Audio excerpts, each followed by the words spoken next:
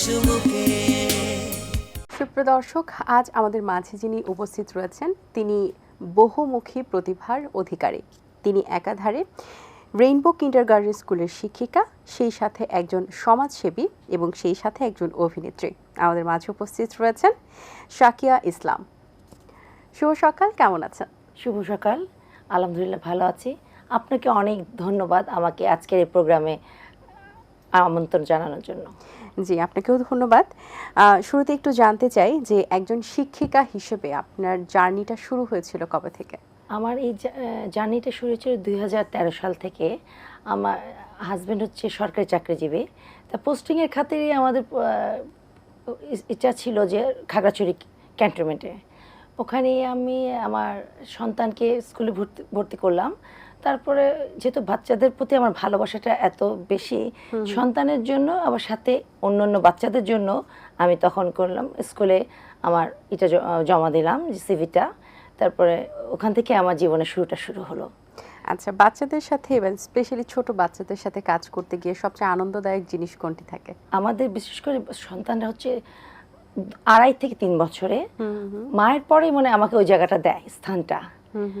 যে জিনিসটা হোক সবকিছুই আমাকে, মিস তুমি এটা করলা, তুমি তো এটা করো না, তুমি কি নাস্তা টিফিন খাও? আমি যখন খাচ্ছি ওদের সাথে আমাদের নিয়ম আছে যে টিফিন টাইমে ওদের সাথেও খাওয়ার, কিন্তু তুমি বুঝি টিফিন খাও?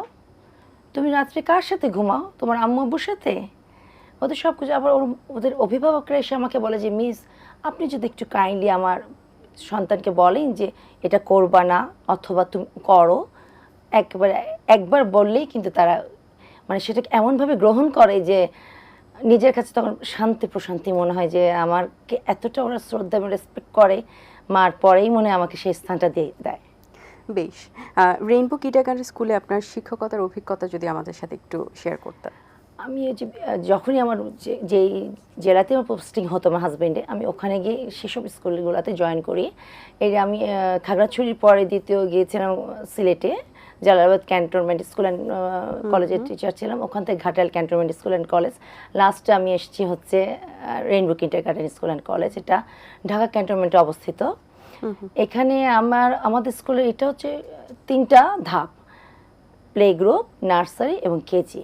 এই স্কুলটার সাথে আমাদের বিভিন্ন ক্যান্টনমেন্টের বিভিন্ন স্কুলগুলোর অ্যাফিলিয়েশন রয়েছে, যে কেজিটা পাশ করলে ওদেরকে মানে মেধা এবং সব কিছু মিলিয়ে ওদেরকে বিভিন্ন স্কুলে আমাদের দেওয়া হয়। ওখানে ওই সব স্কুলে ক্যান্টনমেন্টের স্কুলগুলো তো ওখানে বিভিন্ন পরীক্ষা এবং লটারির মাধ্যমে এবং আমাদের স্কুলের যে রেজাল্টটা হয় ওটার করে ওনারা এক একজনকে নেয়। এবং আমাদের স্কুলটা শুরু হয় যে আমাদের হাতে কলমে না, প্রথম হচ্ছে টিচিং এইডস, তারপর হচ্ছে ওরালি এবং মানে ইনস্ট্যান্ট ওখানে দাঁড়িয়ে ওদেরকে ওই শিক্ষাটা দেওয়া যে সামনে দেখবে, হাতে কলমে তো না করে আমরা টিচিং এইডসটা করি যে এমনভাবে যে ওরা নিজেরা এটাকে বলবে, কি ওদের মুখ থেকে বের করে তারপর ওটা বলবে এবং তারপরে ওটাকে মাল্টিমিডিয়া করি। আমরা মাল্টিমিডিয়াটাও কালেক্ট করে রাখি, যেটা টপিকটার উপরে করে ওদেরকে ওভাবে আমরা শিক্ষাদান করি। আবার হচ্ছে যে মাল্টিমিডিয়ার পাশাপাশি ওদেরকে আবার আমাদের যেমন ম্যানার্সগুলো শেখানো হয়, child awareness manners, traffic rules manners, earthquake, তারপর ক্লাসরুম ম্যানার্স, বড়োদেরকে কীভাবে রেসপেক্ট করবে, এল্ডার্স ম্যানার্স, ওয়াশরুম, সব ম্যানার্সই আমাদের মানে স্কুলে এটা রয়েছে। বা একজন শিল্পী যখন শিক্ষকতায় পেশায় আসেন তখন কি ক্লাসরুমের ধরনটা অন্য সবার থেকে আলাদা হয়? কিছুটা একটু আলাদা হয়। আপনার সৃজনশীলতা এখানে কিভাবে প্রভাব ফেলে? ওদেরকে কোনো কিছু বোঝাতে গেলে একটু গান অথবা একটু নাচ অথবা একটু অভিনয় করে ওদেরকে বোঝানো হয়। একটু দুষ্টুমি করে আমি বলে যা এটা আমি করলাম না, করবো না, বা ইচ্ছা করেই বলি, তখন ওরা ওটাকে মিস তুমি বুঝি এটা করলো না, বা মানে ওরাও তখন ওটা অ্যাক্টিংয়ের মধ্যে ওটা প্রকাশ করে। বা সমাজসেবামূলক কাজে আসার পেছনে কি অনুপ্রেরণা হিসেবে কি কাজ করেছে? এটা আমি আমার পরিবার থেকে পেয়েছি। আমার আম্মা মিসেস ফয়জুন্নাহা চৌধুরী, উনি 42 বছর ধরে সমাজসেবা এবং বাংলাদেশ জাতীয়তাবাদী দলের সাথে সংযুক্ত।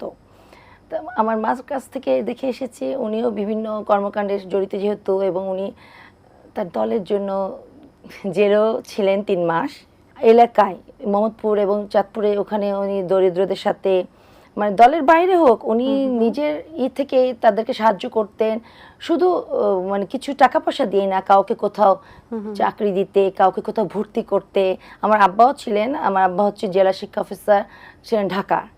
উনি মানে যে যখন চেয়েছে স্যার আমাকে একটু কোথাও কোনো স্কুলে, হলি ক্রস অথবা ভিকারুনেস অথবা শাইন স্কুল, আব্বু জাস্ট একটা ফোন দিলে মানে ওনার সাথে সাথে নিয়ে, মানে এটা যে একটা পিয়নও যদি এসে বলতেন স্যার আমার বাচ্চাটাকে যদি কোথাও ভর্তি করে দেন, মানে আব্বু যতটুকু পারে তার সামর্থ্য অনুযায়ী যদি কথায় কনভিন্স করে যদি কাউকে কোথাও ঢুকাতে পারেন বা চাকরি দিতে পারেন অথবা ভর্তি করতে পারেন, এটাই তো অনেক বড় নিয়ামত এবং দোয়া। একদম।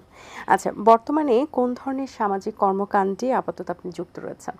আমিও আছি হচ্ছে ছোটদের সাথে, যেমন পথ শিশুদেরকে নিয়ে আছি, এবং আমি আছি কি রাস্তায় আমরা বিভিন্ন মুরব্বীদেরকে দেখি, ওনাদের হয়তো বা ছেলে মেয়ে আছে কি না সেটা জানি না, কিন্তু কেউ যে বলেন যে মা আমাকে কিছুটা সাহায্য করো, আমি অসুস্থ, আমাকে কিছুটা টাকা দাও বা খাওয়ার দাও, ওখানে গিয়ে ওনাদেরকে সাহায্য করি। আবার মাঝে মাঝে এতিমখানাতেও যায়, এতিমখানাতে গিয়ে ওখানেও কখনো টাকা পয়সা দিয়ে, কখনো কাপড় চোপড় দিয়ে, কখনো বই খাতা দিয়ে, আবার ফলের সিজনে ফল টল দিয়ে তাদেরকে সাহায্য করি। আচ্ছা, সমাজসেবা প্লাস শিক্ষকতা পেশা দুটো পাশাপাশি অভিনয় জগতে যুক্ত হওয়া কিভাবে? প্রথম কাজটা আমার হয়েছে যে প্রত্যাবর্তন নাটক, পরিচালনা ও নির্দেশনায় রয়েছেন লুৎফা হোসেন আন্টি। উনি আমাকে মানে এই যে অভিনয় জগতে নিয়ে এসেছেন। প্রথম কাজের উপর ওখান থেকে পেয়েছেন? ওখান থেকে, জি, ওনার মাধ্যমে। কি চরিত্র ছিল সেখানে আপনার? ওখানে আমি মায়ের অভিনয়ে ছিলাম, আমি এবং আমার ছেলে ছিলাম দুজনেই।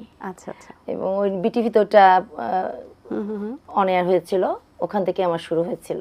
আমার আব্বু ছিলেন একজন সঙ্গীত শিল্পী ও সুরকার ও গীতিকার ছিলেন। আচ্ছা, গানের জগতে যাওয়া হয়নি? গানও আমি খুব শিখেছিলাম ওস্তাদ বশির আহমেদ স্যারের কাছ থেকে। অভিনয় জগতে আপনার আদর্শ কে বা আপনার আইডল কে? আফজাল হোসেন আর হচ্ছে সুবর্ণা মুস্তাফা। বা তাদের কোন দিকটা আপনাকে সবচেয়ে বেশি আকর্ষিত করেছে? আমার তাদের ব্যক্তিত্বটা দুজনের, আফজাল হোসেন এবং সুবর্ণা দুজনের ব্যক্তিত্বটা এবং এক্সপ্রেশনগুলো ওনারা যেভাবে করেন, ওটা খুবই আমার মানে মনের মধ্যে গেঁথে রয়েছে। আচ্ছা, এই যে শিক্ষকতা, তারপর সমাজসেবা এবং তার পাশাপাশি অভিনয় শিল্পী সবকিছু মিলিয়ে টাইম ম্যানেজমেন্ট কিভাবে করা হয়? এটা একটু ডিফিকাল্ট হয়ে যায়, তারপরেও খুবই চেষ্টা করি। যখন কখনো যদি আমার অভিনয় জগতে কখনো শিডিউলটা ঠিক হয়, তখন আমি ওখানে স্কুল থেকে আবার ছুটি নিয়ে নিই, আমাদের ওই ছুটিটা নিয়ে ওভাবে ম্যানেজ করে নিই। আবার সামাজিক কাজেও যখন মানে সব কিছু মেলাতে হয় সময়টা দেখে, সকালবেলা হলে তো ছুটি নিতে হবে অবশ্যই আমাকে, আর সকালের বাইরে হলে তখন তো দুপুরের পর থেকে ফ্রি থাকি, তখন অভিনয় অথবা সমাজসেবা যেখানে হোক ওভাবে সময়টা মেনটেন করি। আপনি কর্মব্যস্ত জীবনে পরিবার বা চারপাশের সমর্থন থাকাটা কতটুকু জরুরি? তাদের সমর্থন ছাড়া তো আমি কোথাও আগাতে পারবো না। মা হোক, বাবা হোক, স্বামী, সন্তান, সবারই একটা সমর্থন রয়েছে। সমাজে যারা মেয়েরা আছেন, নারীরা রয়েছেন, তারা পরিবার সামলানো বা পড়াশোনার পাশাপাশি অন্য যে সামাজিক কর্মকাণ্ডগুলো রয়েছে বা সৃজনশীল যে কাজগুলো রয়েছে, সেখানেও কতটুকু যুক্ত থাকা দরকার? অবশ্যই আমাদের নারীদেরকে এগিয়ে যেতে হবে, এবং তারা যেই পথে আগাচ্ছে, যে কোনো সমস্যা হোক বা ঝড়ঝাপটা আসুক না কেন, তাদেরকে এগিয়ে যেতে হবে এবং পিছপা যাতে না হয়, এটা আমি চাই। যাতে এখন কিন্তু বর্তমান নারীরা অনেক এগিয়ে আছেন, এটাই চাই যে নারীরা যেন তাদের মূল লক্ষ্যে যাতে এগিয়ে যেতে পারে, পিছপা যাতে না হয়, যত ঝড়ঝাপটা আসুক না কেন। একদম ঠিক। তো একজন নারীর জন্য যখন সামনের দিকে এগিয়ে যেতে হবে এবং যখন যেতে চান, তখন সবচেয়ে বেশি বাধা কি সম্মুখীন হতে হয় নারীদের? কি মনে হয় আপনার জায়গা থেকে? সমাজ থেকেও আসে, ফ্যামিলি থেকেও আসে অনেক সময়। আচ্ছা, এবার একটু জানতে চাই, শুটিং সেটে বেশি চ্যালেঞ্জিং মনে হয় নাকি ক্লাসে পড়াতে গিয়ে? দুটাই চ্যালেঞ্জিং, দুটা ডিফারেন্ট। একটা হচ্ছে ক্লাসে হচ্ছে বাচ্চাদের মনটা পাওয়া, সবচেয়ে ওদের মনটা যাতে মনের মতো করে যদি না পারি, নিজেই স্যাটিসফাইড হতে পারি না যে আমি তো পারছি না, ওদের কাছে মূল্যায়ন যদি ভালোভাবে হতে না পারি। আর শুটিংয়ের ক্ষেত্রেও সেটা, আমি যদি আমার সবচেয়ে বেস্টটা যদি দিতে না পারি।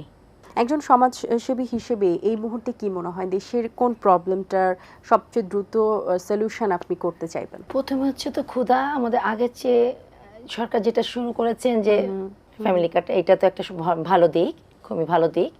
আর হচ্ছে যে দেশে খুন রাহাজানি এগুলো আগে অনেক কমে এসেছে, এখনো আছে, কিন্তু চাই যে এসব যেন স্থিতিশীল থাকে, মানে আগে চেয়ে কমে এসে নর্মাল পর্যায়ে চলে, নিষ্পত্তি হয়ে যাক।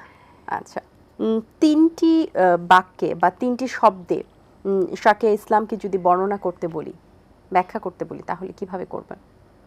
প্রথমে তো একজন সন্তান, আমি একজন আমার বাবা মার সন্তান এবং একজন স্ত্রী এবং মাটা আমি আমার নিজের সন্তান এবং স্কুলে আমার অনেক সন্তান, স্কুলেও মানে এক এক বছরে 300-400 করে স্টুডেন্ট থাকে, ওদেরও মা আমি, ওরাও আমার সন্তান। অনেক ধন্যবাদ আপনাকে, খুবই ভালো লেগেছে কথা বলে, অনেক শুভকামনা রইল আপনার জন্য, ভালো থাকবেন। ধন্যবাদ আপনাকেও। দর্শক, আশা করছি আজ ভালো লেগেছে। আজ এ পর্যন্ত, দেখা হবে আগামী পর্বে নতুন কোনো অতিথির সঙ্গে। সে পর্যন্ত ভালো থাকবেন, সুস্থ থাকবেন, এটিএন বাংলার সাথেই থাকবেন। সকলকে আল্লাহ হাফেজ।